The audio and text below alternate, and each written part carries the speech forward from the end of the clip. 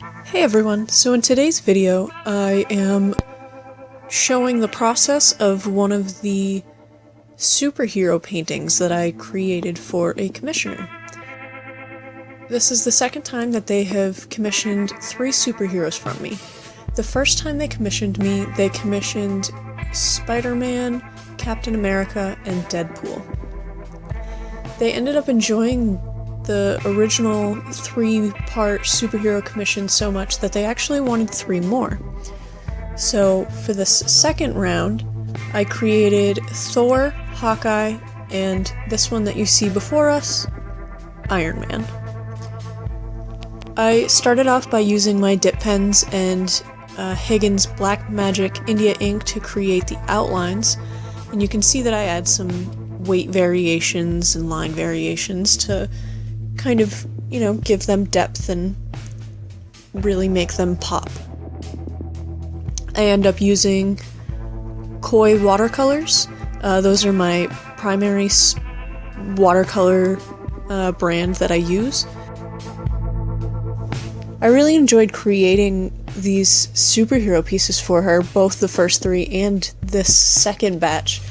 And it's really awesome because just from these 3 compared to the last 3 that I created from her, I myself can see how much I have improved in my painting abilities and my skills. And it's nothing like super major of a change, but it's enough for me to notice and enough for most likely her to notice as well. And it's really great to have that feeling of seeing your artwork and seeing the improvement that you've made. It's really encouraging, to be able to look at your older pieces and look at your current, most recent pieces and see the change and see the growth. And it's really awesome and it's really exciting. So in this piece, I also used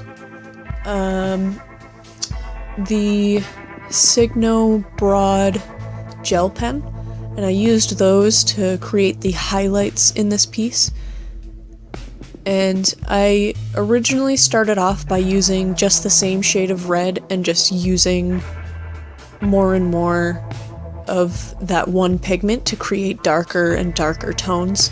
And then I just felt like it wasn't dark enough. So I ended up taking red and the red hue that I used, as well as mixing it with a little bit of purple.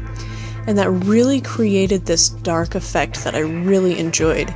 It really just added that extra touch to it.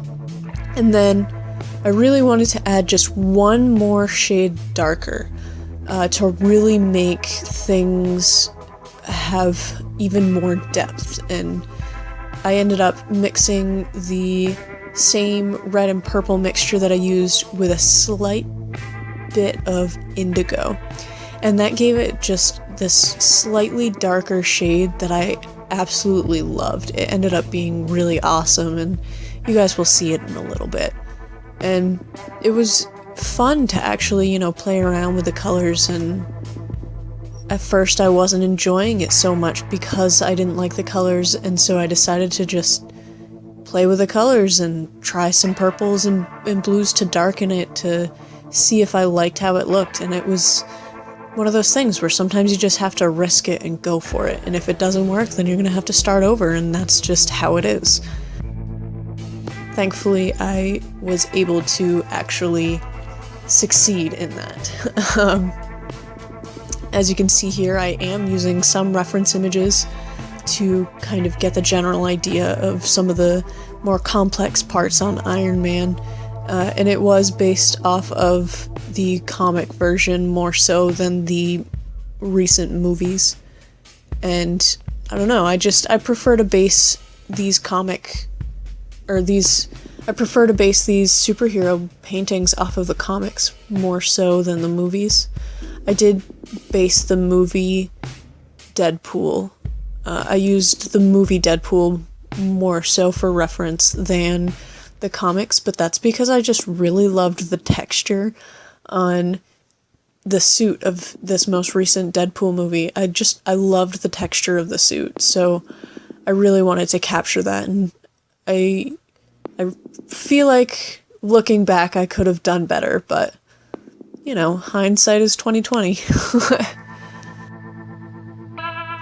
So yeah, I was actually really nervous that I wasn't going to do so well with Iron Man because I'm really not the best with mechanical drawings. I usually do very organic and very sometimes abstract art, and it's never straight, clean cut like the metals of machinery, you know?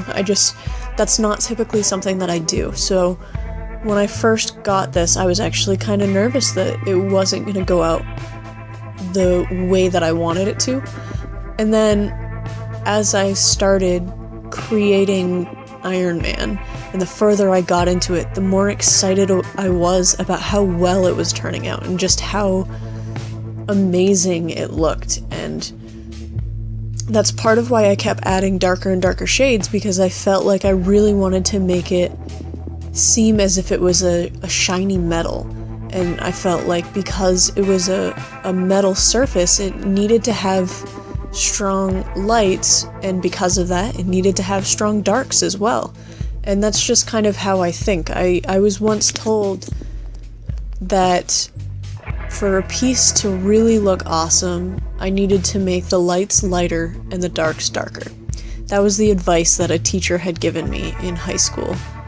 And it was something that really stuck with me and always has. I mean, granted, at the time I was really interested in realistic portraits, and that was primarily what I was doing, but I don't know, it's just something that I've always kept in the back of my mind as a tip that I'll always come back to. So always keeping my lights lighter and my darks darker to really create a really phenomenal contrast. And I feel like I kept that in mind a lot for this piece, and it really helped me out in creating the effect that I wanted. Later on, you will also see me create a sky in the background. And to create the clouds, I use my finger dabbed in acrylic paint to dab it across and create these puffy white clouds. Now, originally I would have used a sponge and dabbed it, but the last time I used my sponge, apparently it was too dirty and I decided to throw it away. And I thought that I would never really use it because I never really create clouds with acrylic paint. Guess I was wrong. So I ended up just improvising and using my finger, and then I went in with some grays, my gray watercolor actually, to create shadows on the piece. And it ended up being very subtle and very kind of simplistic, but I ended up really enjoying how it turned out. So yeah, that's about all I have in terms of this piece. And I will continue to let you guys finish the rest of this video.